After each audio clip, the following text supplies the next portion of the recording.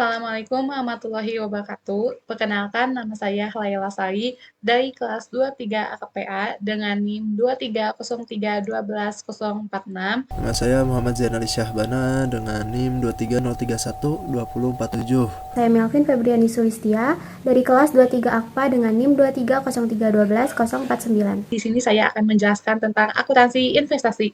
Oke, yang pertama yaitu ada pendahuluan. Di sini ada tujuan, yaitu mengatur pelakuan akuntansi dan pengungkapan informasi penting terkait investasi pemerintah dalam laporan keuangan. Selanjutnya ada ruang lingkup, berlaku untuk pemerintah pusat, daerah, dan konsolidasian. Tidak berlaku untuk BUMN atau BUMD. Mencakup investasi jangka pendek dan investasi jangka panjang, meliputi pengakuan, pengukuran, penyajian, dan pengungkapan. Tidak mencakup setara kas, kerjasama atau joint venture, aset tetap kerjasama, properti investasi. Oke, selanjutnya yaitu ada definisi. Di sini ada beberapa definisi, yaitu ada biaya perolehan investasi, ada investasi, investasi jangka pendek, investasi jangka panjang, investasi non-permanen, investasi permanen, manfaat sosial, metode biaya, metode ekuitas, nilai nominal, nilai pasar, nilai wajah, perusahaan negara atau daerah. Oke, yang pertama yaitu biaya perolehan investasi, yaitu seluruh biaya yang dikeluarkan pemerintah untuk memperoleh aset investasi. Yang kedua, ada investasi, yaitu aset untuk memperoleh manfaat ekonomi seperti bunga, dividen, royalti, atau manfaat sosial bagi masyarakat. Investasi jangka pendek dapat dicairkan dalam kurang dari 12 bulan. Investasi jangka pendek dimiliki lebih dari 12 bulan. Investasi non-permanen jangka panjang tetapi tidak dimiliki secara keberlanjutan. Investasi permanen jangka panjang dan dimiliki secara berkelanjutan. Manfaat sosial, manfaat non-keuangan seperti peningkatan layanan kesehatan, pendidikan, dan transportasi. Metode biaya mencatat investasi berdasarkan biaya perolehan. Metode ekuitas, nilai investasi disesuaikan dengan perubahan ekuitas investase. Nilai nominal, nilai yang tertera pada surat berharga seperti saham atau obligasi. Nilai pasar, harga jual investasi di pasar aktif. Nilai wajah, nilai pertukaran aset dalam waktu transaksi wajar, perusahaan negara atau daerah, badan usaha yang modelnya dimiliki pemerintah pusat atau daerah. Oke, yang selanjutnya yaitu ada bentuk investasi. Di sini ada dua bentuk investasi. Yang pertama, pemerintah berinvestasi untuk kebijakan fiskal atau publik, mengendalikan badan usaha, manfaat ekonomi, bunga, dividen royalti, manfaat sosial jangka panjang, manajemen kas jangka pendek. Yang kedua, ada bentuk investasi dapat berupa surat utang jangka pendek atau jangka panjang, instrumen ekuitas, dan penyertaan saham atau kepemilikan. Sini saya akan melanjutkan materi yang telah dipaparkan oleh rekan saya yaitu Laila Sari. Selanjutnya adalah klasifikasi investasi pemerintah. Investasi pemerintah dibagi menjadi dua jenis, yaitu investasi jangka pendek dan investasi jangka panjang.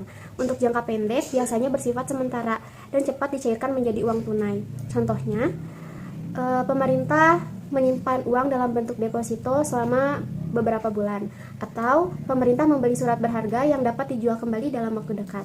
Maka aset ini dikategorikan menjadi aset lancar. Selanjutnya investasi jangka panjang. Investasi jangka panjang dibagi menjadi dua, yaitu investasi permanen dan investasi non-permanen. Kalau investasi permanen dimiliki secara keberlanjutan, kalau investasi non-permanen dimiliki sementara.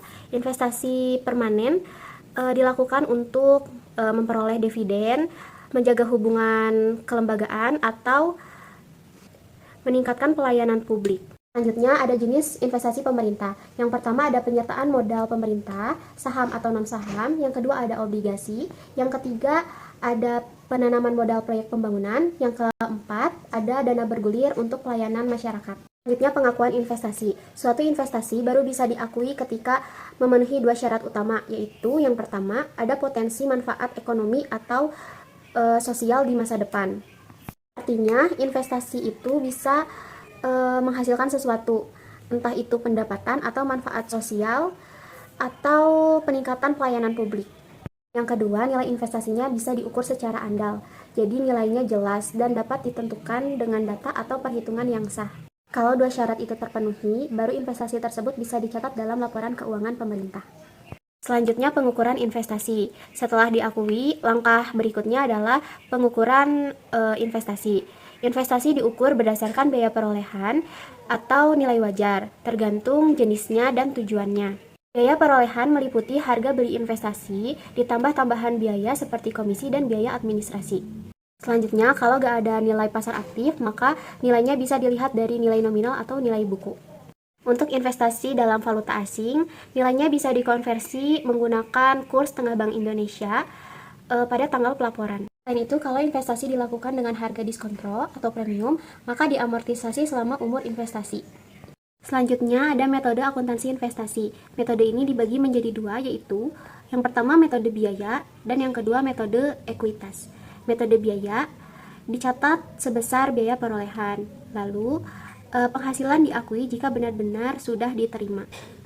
Lalu yang kedua adalah metode ekuitas, dicatat sebesar biaya perolehan lalu disesuaikan dengan laba rugi setelah perolehan. Lalu dividen mengurangi nilai investasi pemerintah. Selanjutnya, penyesuaian karena kurs atau revaluasi dicatat sebagai penambah dan pengurang nilai investasi. Baik, terima kasih. Selanjutnya akan dipaparkan oleh rekan saya, Muhammad Zian Ali Syahbana. Di sini saya melanjutkan pembahasan yang telah disampaikan oleh saudari Laila Sari dan Melvin Febiani Sulistia tentang akuntansi investasi. Nah, selanjutnya itu ada pengakuan hasil investasi. Nah, hasil investasi itu bisa berupa bunga, obligasi, atau dividen. Kemudian dividen tunai itu diakuin saat diumumkan dalam RUPS sebagai piutang dividen dan diakui di LRA saat kas diterima. Nah, metode ekuitasnya tuh bagian laba menambah nilai investasi. Nah, dividen sahamnya tuh tidak diakui sebagai pendapatan, hanya diungkap di CALK saja. Kemudian bila investasi rugi hingga nilai nihil, rugi diungkap di CALK, bukan diakui. Nah, jika pemerintah menanggung rugi, maka diakui sebagai kewajiban di neraca. Kemudian ada pelepasan investasi. Nah, yang pertama pelepasan aset investasi pemerintah dapat dilakukan melalui penjualan, pertukaran, kompensasi utang, hibah, donasi, atau pembebasan utang. Kemudian selisih antara hasil pelepasan dan nilai tercatat investasi diakui sebagai surplus atau defisit pelepasan investasi yang dicatat dalam laporan operasionalnya. Nah, kemudian ada pengungkapan. Nah, pengungkapan ini tuh yang harus diungkapkan dalam laporan keuangan pemerintah berkaitan dengan investasi pemerintahnya. Ada kebijakan akuntansi untuk penentuan nilai investasi, jenis-jenis investasi, ada investasi permanen dan yang non permanen. Kemudian ada perubahan harga pasar baik investasi jangka pendek maupun investasi jangka panjang yang memiliki harga pasar. Kemudian ada penurunan nilai investasi yang signifikan dan penyebab penurunan tersebut. Nah, ada investasi yang dinilai dengan nilai wajar dan alasan penerapannya. Kemudian rekonsiliasi nilai investasi awal dan akhir atas investasi dengan metode ekuitas. Nah, selanjutnya ada investasi yang disajikan dengan nilai nihil dan bagian akumulasi rugi yang melebihi nilai investasi. Nah, kemudian ada kewajiban yang timbul dari bagian akumulasi rugi yang melebihi nilai investasi dalam hal pemerintah dan memiliki tanggung jawab hukum. Lalu perubahan klasifikasi pos investasi, dan yang terakhir ada perubahan porsi kepemilikan atau pengaruh signifikan yang mengakibatkan perubahan metode akuntansinya. Kemudian yang terakhir ada tanggal efektif. Nah, pernyataan standar akuntansi pemerintahan atau biasanya disingkat jadi PSAP ini tuh berlaku efektif untuk laporan keuangan atas pertanggungjawaban pelaksanaan anggarannya mulai tahun anggaran 2017. Jadi itu saja yang dapat saya sampaikan. Terima kasih. Assalamualaikum warahmatullahi wabarakatuh.